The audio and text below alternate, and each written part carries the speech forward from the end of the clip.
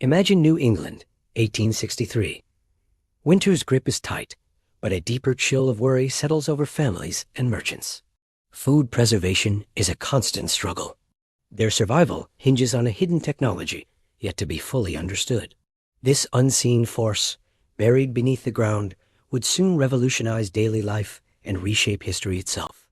For millennia, humanity faced a universal challenge: how to keep food from spoiling.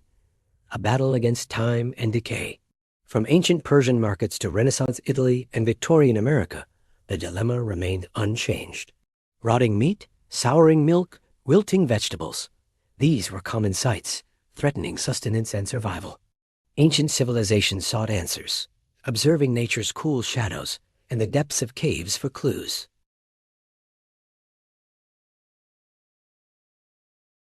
This fundamental understanding laid the groundwork for ingenious solutions, born from necessity and innovation. In ancient Persia, engineers developed the yakhchāl, a marvel of passive cooling technology. These domed structures, with thick, insulating walls, were designed to store ice year-round, even in scorching deserts. Cross-sections reveal underground chambers, ingeniously designed to maintain frigid temperatures. Ice was harvested from mountain streams during winter, a precious commodity transported with immense effort. Stored within the yakhchāls, this ice allowed Persian families to enjoy cold drinks and desserts in the summer heat. The science behind the yakhchāl was sophisticated, relying on insulation, specific dome shapes, and natural airflow. Qanats, ancient underground aqueducts, often supplied the water, while badgers or wind towers channeled cool air. A time-lapse view would show how shadows and constant airflow maintained the interior's icy embrace. Skilled Persian workers were crucial, their expertise ensuring these delicate systems functioned perfectly. The knowledge of ice preservation spread, reaching the Roman Empire, where ice houses became symbols of luxury. Romans packed snow into underground chambers, allowing aristocrats to enjoy chilled wines and preserved delicacies. Bustling markets thrived with fresh fish, transported and preserved thanks to this icy innovation. Workers toiled in winter, harvesting and transporting ice along the vast network of Roman roads.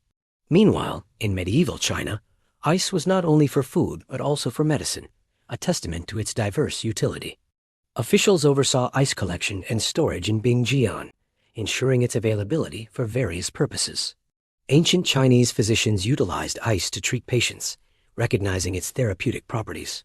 The 19th century brought a modern transformation, the New England ice trade, spearheaded by Frederick Tudor. In 1800s Boston, Tudor envisioned shipping ice to tropical climates, a concept met with skepticism. His first shipment to Martinique was a dramatic failure, the ice melting before reaching its destination. Undeterred, Tudor experimented tirelessly, discovering the remarkable insulating properties of sawdust. This breakthrough enabled the construction of ice houses in tropical ports, transforming global trade. Workers cut and packed massive ice blocks, loading them onto ships bound for distant lands. Ice became civilization's guardian, enabling armies to march with preserved provisions. Bustling trade routes flourished, and city life, once limited by spoilage, now thrived with reliable food storage. Ice houses became vital infrastructure, their maintenance crucial for societal stability. The consequences of failure were stark: spoiled food, disease, and economic collapse. Today, modern cityscapes hum with the quiet efficiency of refrigerators, a direct legacy of ancient ingenuity. From the yakhchāls of Persia to Frederick Tudor's ice trade, the journey of ice preservation is a testament to human innovation. As ice melts, it reminds us of its invisible guardianship, shaping our past and enabling our present. The humble block of ice, a silent hero, continues to guard our food, a legacy spanning millennia. A timeless story of ingenuity, chillingly preserved for generations to come. From ancient yakhchāls to modern refrigeration, the journey of ice preservation is a testament to human innovation. As ice melts, it reminds us of its invisible guardianship, shaping our past and enabling our present. The humble block of ice, a silent hero, continues to guard our food, a legacy spanning millennia. A timeless story of ingenuity, chillingly preserved for generations to come. By the 1820s, Tudor had perfected the system. His ships carried ice to Havana, Charleston, New Orleans, Rio de Janeiro, Bombay. In Calcutta, where temperatures soared above 100 degrees, British colonials, who hadn't tasted cold drinks in years, paid premium prices for Tudor's ice. Hospitals used it to treat fever patients. Hotels served cold beverages that astonished customers. The ice trade wasn't just commerce, it was miracle delivery, bringing winter's power to places that had never known sustained cold. The operation was staggering in scale. Workers called ice farmers cut blocks from Walden Pond, Fresh Pond, and dozens of other Massachusetts lakes. They used specialized saws to score the ice into perfect squares, then broke it along the lines with poles and pike hooks. Teams of horses dragged the blocks up wooden ramps into massive ice houses. Some could hold 30,000 tons of ice. The houses were engineering wonders. Double walls filled with sawdust, drainage systems to channel meltwater, careful ventilation to maintain consistent temperature without allowing warm air inside. These ice houses protected entire economies. A single ice house on Fresh Pond employed hundreds of workers directly and supported thousands more in related industries. Sawdust collectors, shipbuilders, barrel makers, dock workers, warehouse managers. Towns grew around the ice trade. Families depended on it. The seasonal rhythm of New England life revolved around ice harvest in January, and February cold, dangerous work where men fell through thin ice, lost fingers to frostbite, or were crushed between massive ice blocks. But the cold they harvested changed the world. In the American South, ice meant that hospitals could preserve vaccines and medicines. Yellow fever treatments became more effective. Surgical procedures could be performed with lower infection rates because bodies could be kept cool, slowing bacterial growth. Ice changed mortality rates. It changed how cities ate. Before reliable ice, New York City could only consume fresh fish caught that morning. With ice houses, fishing boats could venture farther, pack their catches in ice, and supply markets days later. Beef could be shipped from Chicago stockyards to East Coast cities without spoiling. Fruits picked in Florida could reach Boston grocery stores. The ice houses enabled the transformation from local, seasonal eating to national food distribution. They changed where people could live. Before ice preservation, large populations could only survive near agricultural regions or reliable waterways for fresh food transport. Ice houses allowed cities to explode in size. New York, Chicago, Philadelphia, their populations grew exponentially in the mid-1800s, and one often overlooked reason was ice. The ability to preserve food meant a city could support far more people than local farms could feed. The ice houses held other secrets too. During the American Civil War, both Union and Confederate armies relied on ice for medical care. Field hospitals used ice to reduce swelling, preserve amputated limbs for study of surgical techniques, and keep anesthetics like chloroform stable. Ice determined which medicines could be transported to battlefields and which could not. In the brutal summer of 1863, when the Battle of Gettysburg raged in July heat, medical tents used ice brought from northern ice houses to treat wounded soldiers. The ice literally saved lives, reducing fever, preventing gangrene, making unbearable pain slightly more bearable. The technology spread globally. In Victorian London, ice houses were built beneath great estates and beside the Thames. The Regent's Canal Ice Company operated massive underground storage facilities, supplying restaurants, hospitals, and aristocratic households. In India, the British Raj built ice houses in major cities, combining Persian yakhchāl design principles with modern materials. Ice became a symbol of colonial power, the ability to impose winter's cold on summer's heat, to remake the environment itself. In Japan, traditional ice storage called himuro existed for centuries, but they expanded dramatically after contact with Western ice technology. Ice harvested from mountain lakes in winter was stored in caves and underground chambers, then used in summer for preserving fish crucial for a nation dependent on seafood. Japanese ice houses were often built into hillsides, using natural earth insulation combined with layers of rice straw. The practice was so culturally significant that Himuro Baraki, the opening of the ice houses in summer, became a seasonal ceremony marking the transition to hot months. In Australia, ice houses appeared in the 1850s during the gold rush. Miners working in scorching outback heat paid extraordinary prices for ice brought from Tasmania, where snow and ice could be harvested year-round from highland regions. The ice houses in Melbourne and Sydney became essential infrastructure, supporting the meat export industry that would make Australia a global agricultural power. But the ice houses held darker secrets too. The labor was brutal.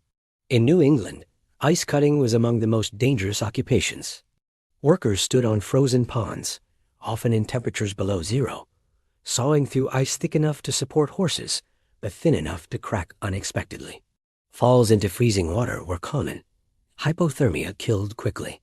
Even those who survived faced chronic health problems, arthritis from constant cold exposure, respiratory diseases from breathing frigid air, injuries from heavy equipment. The work was seasonal, meaning families faced uncertain income. An ice farmer might earn enough during January and February harvest to support his family through spring, but a warm winter meant disaster. The winter of 1842 saw unusually high temperatures across New England. Ice formed late and thin. Many ice houses stood nearly empty, and the families depending on that income went hungry. The ice trade was gamble against nature. In the South and Caribbean, where Tudor's ice was sold, different problems emerged. Ice became a marker of class division. Only the wealthy could afford it. Hospitals serving poor communities went without, while exclusive hotels maintained elaborate ice-cooled wine cellars. The cold that could save lives was distributed by wealth, not need. The environmental impact was significant too. Entire lakes were harvested so intensively that ecosystems changed. Fresh Pond in Cambridge, Massachusetts, supplied so much commercial ice that water levels dropped noticeably each winter. Fish populations were disrupted. Aquatic plants couldn't establish normal growth patterns. The pond's ecology was reorganized around industrial ice extraction. Yet the ice houses remained essential. By the 1870s, the United States alone had over 90,000 tons of ice in commercial storage. Cities like New York maintained dozens of massive ice houses, some holding 50,000 tons, enough to fill a modern stadium. These weren't quaint historical footnotes. They were critical infrastructure, as important to Victorian cities as power plants are to modern ones. The ice houses also drove technological innovation. Engineers constantly sought better insulation, more efficient packing methods, improved transportation. These advances would later inform refrigeration technology. The understanding of thermodynamics gained from icehouse design directly contributed to the development of mechanical refrigeration in the late 19th century. Then came the turning point. In the 1870s and 1880s, mechanical refrigeration emerged. Scientists and engineers who had studied ice houses, who understood insulation and temperature control, began developing machines that could create cold artificially. Carl von Linde in Germany, Ferdinand Carrat in France, Alexander Twining in the United States. They built on centuries of ice storage knowledge to create something new. The first refrigerated ships appeared in the 1870s, carrying frozen meat from Argentina to Europe, from Australia to Britain. Ice houses had made this trade possible by establishing the markets and distribution systems, but mechanical refrigeration made it reliable and profitable. The transition wasn't immediate. Natural ice remained cheaper and more reliable than early refrigeration machines, which broke down frequently and required expensive maintenance. Through the 1890s and into the early 1900s, ice houses and refrigeration coexisted. Many businesses used both ice for everyday cooling, machines for critical needs requiring precise temperature control. But the economic balance was shifting. A refrigeration machine could produce cold year-round, regardless of weather. It didn't require seasonal labor or massive storage facilities. It didn't depend on frozen lakes or mild winters. By 1910, the natural ice trade was declining sharply.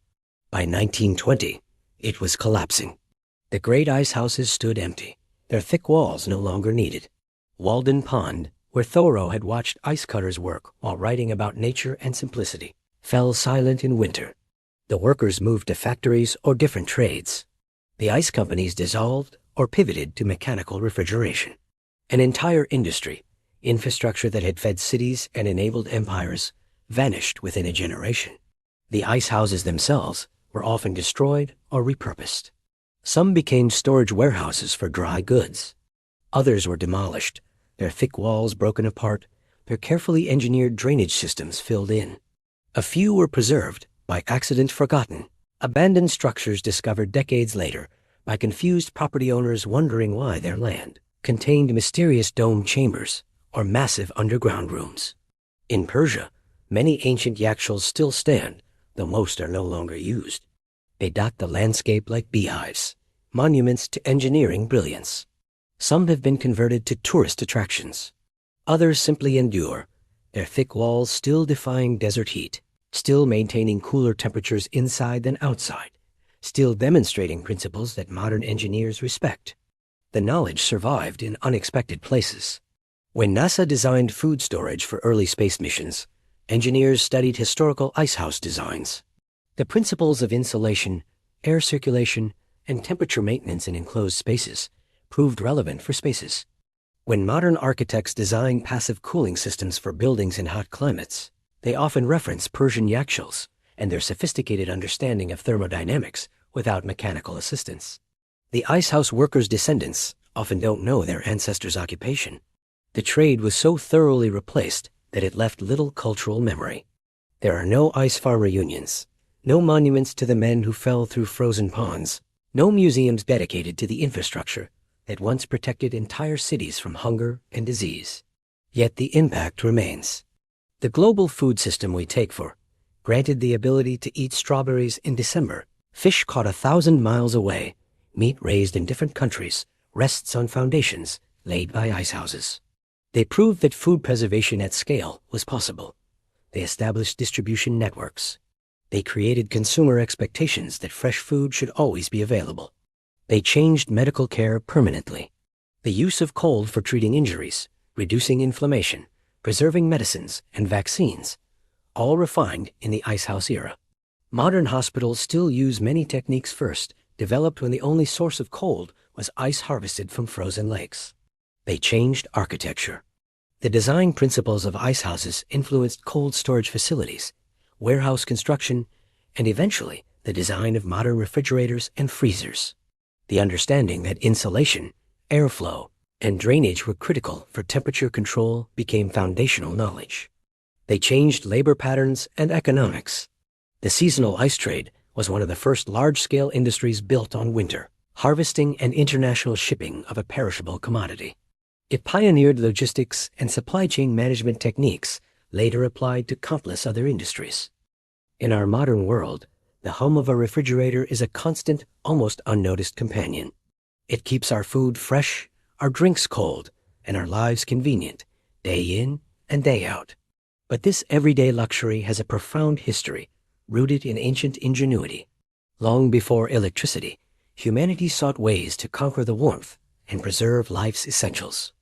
Most profoundly, icehouses changed humanity's relationship with seasons and climate forever. For millennia, survival meant battling the elements and the relentless march of time. Winter brought scarcity, but also a natural cold that aided preservation. Yet the arrival of summer often meant rapid squalage and limited fresh food. The challenge was clear: how to extend winter's chill into the heat of summer. Early civilizations, like the Persians, were pioneers in this quest for cold. Their ingenious yakhchāls stored ice through scorching desert summers. Across Europe, similar structures began to emerge, adapting to local climates. And eventually, the concept traveled to the New World, transforming American life. These early icehouses were marvels of passive cooling technology. Underground chambers, often insulated with straw or sawdust, kept ice frozen for months. In Massachusetts, the ice trade became a booming industry, exporting ice globally. Workers toiled, cutting massive blocks from frozen ponds and rivers. These blocks were then transported and meticulously stacked in insulated chambers.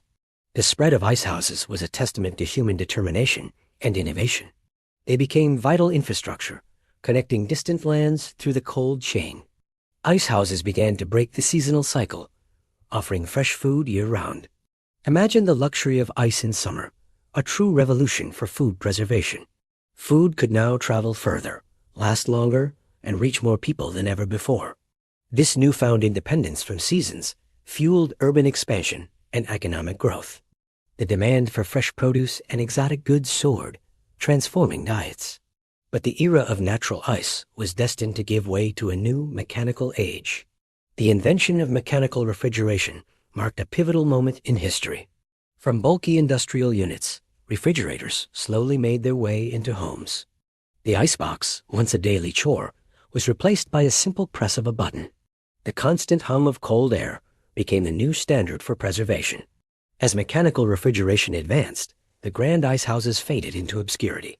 Many now stand empty, forgotten monuments to a bygone era. Yet, these structures were once bustling hubs, vital for city survival. Their scale and importance are often underestimated in our modern convenience. They represent a profound chapter in human ingenuity and survival. From ancient Persia to Victorian England, people adapted to their environment. Ice houses enabled the growth of cities, feeding populations far from farms. They were the invisible protectors, safeguarding health and prosperity. Today, we return to the present, where cold is a given, not a luxury. The invisible has always protected us. We just stopped seeing the walls.